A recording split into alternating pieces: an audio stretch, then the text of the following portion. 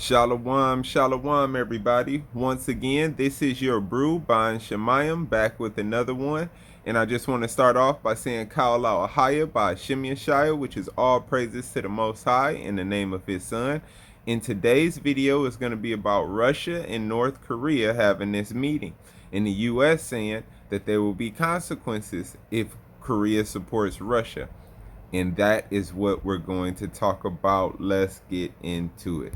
Providing weapons to Russia for use on the battlefield to attack grain silos and the heating infrastructure of major cities as we head into winter, to try to conquer territory that belongs to another sovereign nation. This is not going to reflect well on North Korea, and they will pay a price for this in the international community. Now, y'all know I always like to add some stats in, some statistics, so let's get it. And the U.S. tends to sanction countries that violate human rights or sponsor terrorism.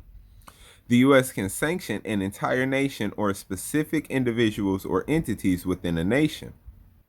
The countries with the longest standing sanctions against them are Cuba, Iran, North Korea, and Syria.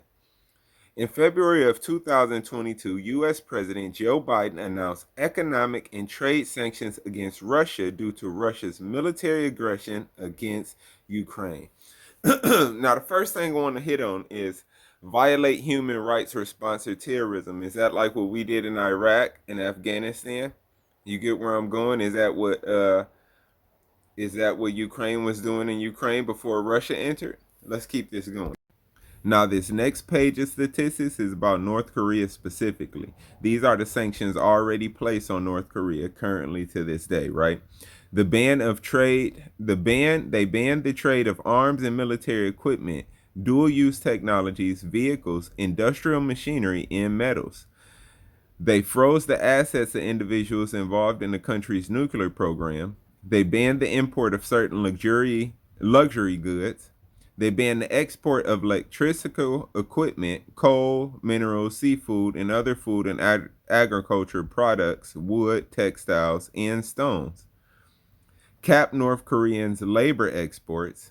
They capped imports of oil and refined petroleum products. They banned natural gas imports, restrict fishing rights, restrict scientific and technical cooperation with North Korea, and prohibit UN members from opening North Korea bank accounts, right? So these are the things they already got on them, which is why North Korea is suffering economically and starving as a country.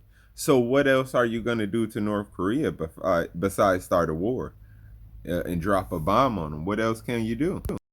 Now, I'm going to go a little bit off topic with this one, but I'm going to weave it in. It's going to come back full circle. Now, they say that there's 2,000 kids missing. This is being reported. It's not in the mainstream media, but it's being reported from people all over Hawaii and Maui, where the fire took place. So imagine if the world came against us, because they're like 2,000 kids just disappeared. The buses, don't nobody know what happened to them.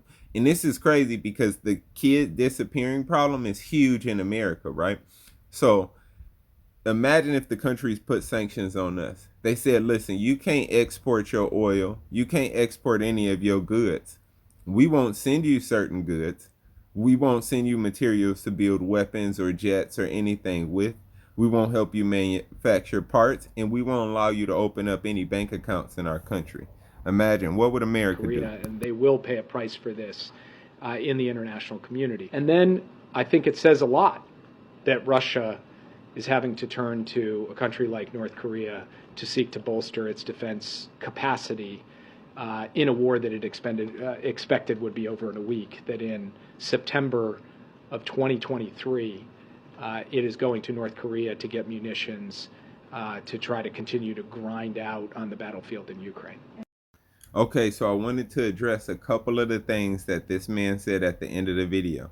He said that Russia thought the war was going to be over in a week. I've been watching this from the beginning. I've not found one outlet from Russia or from Russian dignitaries or people high up diplomats that said that they expected this war to be over in a week. All of that was coming from U.S. generals that was on CNN and MSNBC. So that was the first thing I wanted to point out. The second thing is this peace treaty was brought up in Africa. when he was sitting down with the African people. Ukraine actually sent them these papers, and Russia pulled back, if y'all remember this, at the beginning of the war. And what did CNN and MSNBC say? They said that, and Fox say, they said that Russia was running away from the battle. Ukraine was getting the upper hand, and Russia actually pulled back for the peace treaty.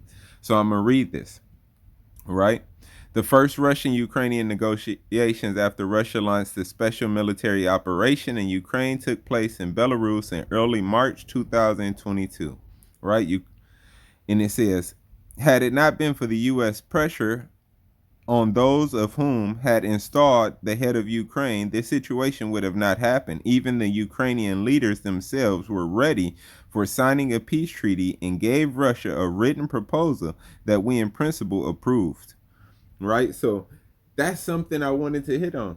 They gave them a proposal that was approved by the head leaders in Ukraine, and the pressure of US made them back out of it.